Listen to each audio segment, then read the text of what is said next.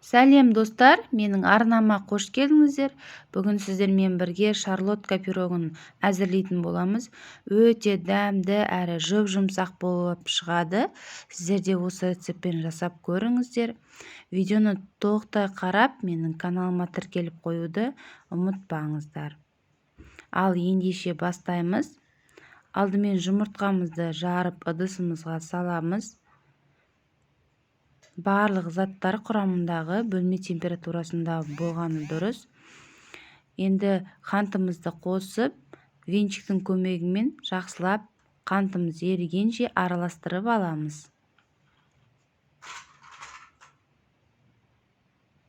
Қантымыз ерігеннен кейін үстіне сұйық майымызды құямыз және қаймақты қосып, тағы да венчиктің көмегімен асықпай жақсылап араластырып аламыз.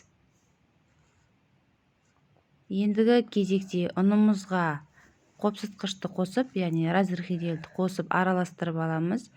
Міндетті түрде илеуіштен өткізіп, массамыздың үстіне ұнымызды саламыз.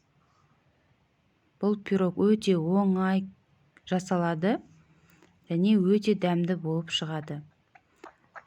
Барлығын жақсылап араластырып аламыз. Біздің массамыз толықтай дайын болады.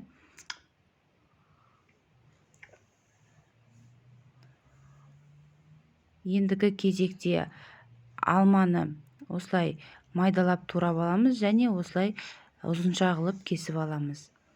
Майдалап тураған алманы массамызға салып, массамызды араластырып аламыз.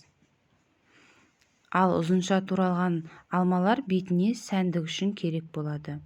Ендігі кезекте формамызды майлап аламыз. Үстіне массамызды құйып, пешімізді алдын ала қыздырып аламыз.